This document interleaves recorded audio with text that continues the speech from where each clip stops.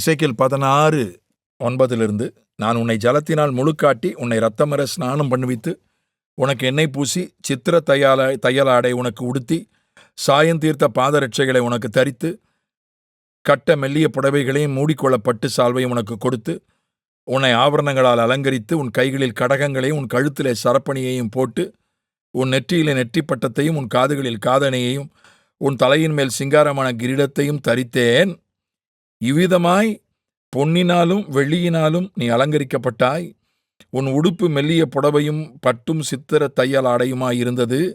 மெல்லிய மாவையும் தேனையும் நெய்யையும் சாப்பிட்டாய். நீ மிகவும் அழகுள்ளவளாகி ராஜ்யத்தை சுதந்திரிக்கும் ஸ்லாக்கியத்தையும் பெற்றாய். இப்போ இவ்வளோ பெரிய லிஸ்ட் இருக்கு.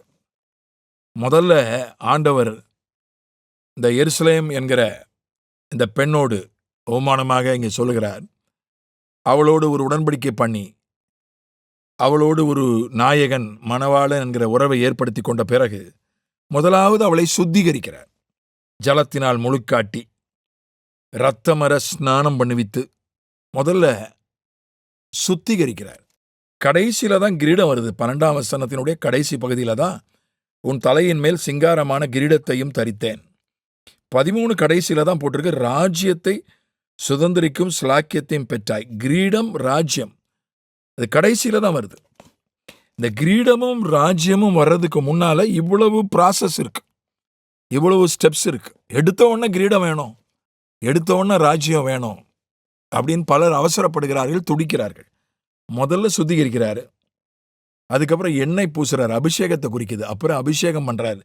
அபிஷேகம் வந்த உடனே கிரீடம் வந்துடும், உடனே ராஜ்யம் வந்துடும்னு நம்ம சொல்ல முடியாது. அதுக்கப்புறம் ஆடை, துதியின் உடை, ரட்சிப்பின் வஸ்திரம், அது அடிப்படையானது, முதல்ல வந்துடுது. நீதியின் சால்வை, துதியின் உடை, இதெல்லாம் அந்த துதியின் உடை ரொம்ப முக்கியம். ஆண்டவரை துதிப்பது அது ரொம்ப முக்கியம். அப்புறம் பாதரட்சை, பாதரட்சை ரொம்ப அவசியம். ஒருத்தர் நான் செருப்பே போட்டுக்க மாட்டேன் அப்படின்னு ரொம்ப படித்த பெரிய பதவியில் இருந்துட்டு ராஜினாமா பண்ணி அரசியலுக்கு ஒரு கட்சியினுடைய மாநில தலைவராக இருக்கிற ஒருத்தர் நான் செருப்பே போட்டுக்க மாட்டேன் அப்படின்னு சொல்லியிருக்கிறார். அது ஒரு விதமான போராட்டம்னு சொல்லியிருக்கிறார். ஆச்சரியமாக இருக்குது. ஆனால் இது எழுத்தின்படியான பாதரட்சையை குறிக்கல.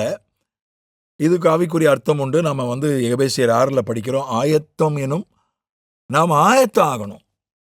ஆண்டவர் என்னை அபிஷேகம் பண்ணிட்டாரு, நான் ஆண்டவரை துதிக்கிறேன். நம்ம ஆயத்தம் ஆகணும். ஆண்டவர் நம்மை ஆயத்தம் பண்ணுகிறார். எடுத்த உடனே கிரீடத்தை தலையில் வச்சிட மாட்டார், அதுக்கு நம்மை ஆயத்தப்படுத்துகிறார். அதுக்கப்புறம் ஏதோ ஒரு விதத்தில் சூழ்நிலைகள் நமக்கு அவர் கற்றுக் கொடுக்கிறார். ஆயத்தம் எனும் பாதரட்சை கற்றுக் கொடுக்கிறார், அனுபவத்தை கொடுக்கிறார். நாம் அடிபட்டு விழுந்து எழுந்து நம்மை அவர் பக்குவப்படுத்துகிறார். ஆயத்தப்படுத்துவதுன்னா பக்குவப்படுத்துறது.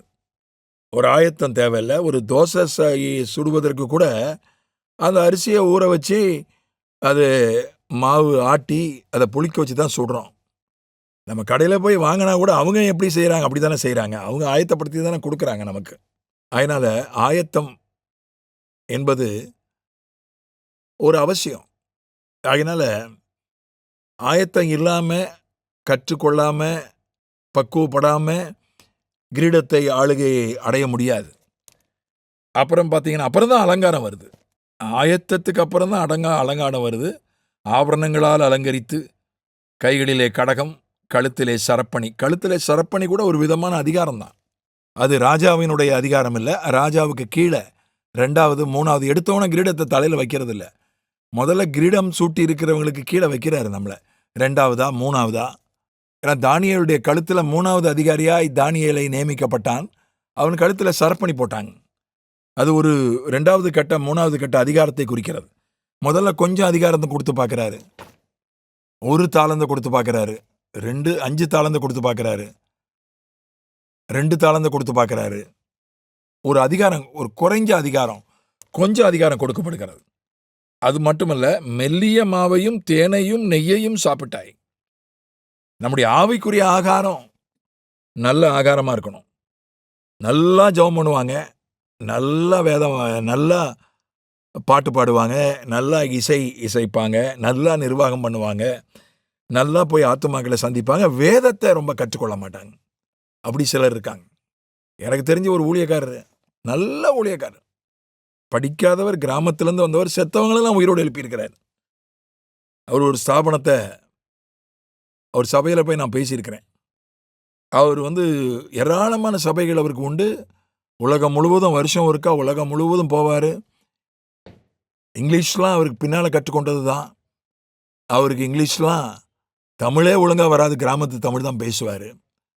ஆனால் என்ன, அவர் பிற்காலத்தில் பெருசாக வளரலை, அவருடைய ஸ்தாபனம் பலப்படலை, அவர் பலப்படலை, அவர் சபை பலப்படலை. அவரும் பலவீனப்பட்டு ஓரளவுக்கு நல்ல ஆயுசோடு தான் இருந்தார். பின் நாட்களிலே அவர் ஒரு பலவீனப்பட்டு போனார். அவர் ஊழியமும் பலவீனப்பட்டு போய்விட்டது. அவரை நான் நன்கு அறிந்ததுனால சொல்கிறேன். அவர் சொல்லுவார், என்னையா பெரிய பைபிளை படிச்சுக்கிடுங்கய்யா, நீங்களே பைபிளை, வசனம்லாம் ஒன்றும், ஊழியம் பண்ணால் போதும், ஜெபம் பண்ணால் போதும், விசுவாசிச்சா போதும், இப்படி தான் சொல்லுவார். பைபிளை போய் ரொம்ப கற்றுக்கொள்ளணும், உள்ள ஆழமாக போகணும், பிரசங்கம் பண்ணணும், அதெல்லாம் தேவையில்லை அப்படின்னு சொல்லுவார். பகிரங்கமாகவே சொல்லுவார். அதனால தான் அவர் பலவீனப்பட்டார், அவருடைய ஸ்தாபனம் பலவீனப்பட்டது, அவருடைய சபை பலவீனப்பட்டது. நல்ல மெல்லிய மாவு, தேன், நெய். மெல்லிய மாவுனா திரும்ப திரும்ப அரைக்கணும், அப்பதான் அது மெல்லிய மாவாகும். திரும்ப திரும்ப அரைக்கணும், 2 தடவை போட்டு அரைக்கணும். மாவு மிஷினில் 2 தடவை போட்டால் தான் அது மெல்லிய மாவு ஆகும். இல்லைன்னா அதனுடைய கொஞ்சம் பரபரப்பாக இருக்கும். மாவு ஆட்டுகிற எந்திரத்தில் ரொம்ப நேரம் போட்டு ஆட்டினா தான் அது மெல்லிய மாவாக மாறும். ரொம்ப நேரம் வேதத்தை தியானிக்கணும், ஆராயணும், திரும்ப திரும்ப திரும்ப வேதத்தை ஆராயணும், அப்போ தான் அது மெல்லிய மாவாக ஆகும். தேன், அது நமக்கு வேத வசனம் தேன் மாதிரி இருக்கணும். ஏதோ படிக்கணுமே, தலையெழுத்து வேதத்தை படித்தாதான் பிரசங்கம் பண்ண முடியும், வேதத்தை படித்தாதான் பாதுகாப்பு, வேறு வழி இல்லைன்னு மருந்து குடிக்கிற மாதிரி வேதத்தை படிக்கக்கூடாது. தேனை மாதிரி அதை விரும்பி படிக்கணும். நெய் ரொம்ப கொழுப்பு சக்தி உள்ளது, ரொம்ப பலமானது, ஜீரணம் ஆகிறதுக்கு கஷ்டம். அந்த மாதிரி வேத வசனம் பலமான ஆகாரத்தை, கஷ்டமான வேத வசனங்கள் எல்லாம். இப்போ அந்த எசேக்கியேலில் நான் கிட்டத்தட்ட ஒவ்வொரு பகுதியாக ஆராய்ந்து வாரேன். சில நேரங்களில் அதை ஆராய்ச்சி பண்ண வேண்டியிருக்கு, அது என்ன மூலமொழியில் என்ன இருக்குன்னு பார்க்க வேண்டியிருக்கு, மற்ற இடங்கள்லாம் என்ன இருக்குன்னு பார்க்க வேண்டியிருக்கு. அதெல்லாம் கடினமான ஆகாரத்தை சாப்பிடுவதற்கு கொஞ்சம் கஷ்டப்படணும். அதுக்கப்புறம் தான் ஆளுக வரும், ஒரு உச்சக்கட்ட ஆளுக. கழுத்தில் சரப்பணியோடு நின்றக்கூடாது. கழுத்தில் சரப்பணி வந்துருச்சு, 3வது அதிகாரி ஆயிட்டேன், 2வது அதிகாரி ஆயிட்டேன் நின்றுடுவாங்க. கர்த்தர் நமக்கென்று வைத்திருக்கிற திட்டத்தில் நம்மை ராஜாவாக வைக்க விரும்புகிறார். நமக்கென்று ஒரு திட்டம் வைக்கிறார், நமக்கென்று ஒரு காரியத்தை உருவாக்குகிறார், அதில் நம்மை ராஜாவாக்குகிறார். 2வது 3வது ஸ்தானத்தோடு நின்றக்கூடாது. அதுக்கு அப்புறம்தான் ராஜ்யத்தை சுதந்திரிக்கும் சிலாக்கியத்தை பெற்றாய், அதுக்கப்புறம் தான் வருகிறது. அதனால் அப்படிப்பட்டதான ஒரு வளர்ச்சிக்குள்ள, ஒரு ப்ராசஸுக்குள்ள நம்ம கடந்து செல்லணும். அங்கேயே நின்றக்கூடாது, சுத்திகரிப்பிலே நின்றக்கூடாது, அபிஷேகத்திலே நின்றக்கூடாது, துதியின் உடையிலே நின்றக்கூடாது, ஆயத்தத்துக்கு வரணும். அதுக்கப்புறம் வேத வசனத்தை கற்றுக்கொள்ளணும். அதுக்கு 2வது 3வது கட்ட அதிகாரத்தோடு நின்றக்கூடாது. கர்த்தர் வச்சிருக்கிற உச்ச ஸ்தானத்திற்கு, ஆளுகைக்கு வரணும். கர்த்தர் அப்படிப்பட்டதான நிலைமைக்கு நம்மை கொண்டு செல்வாராக. ஆமென்.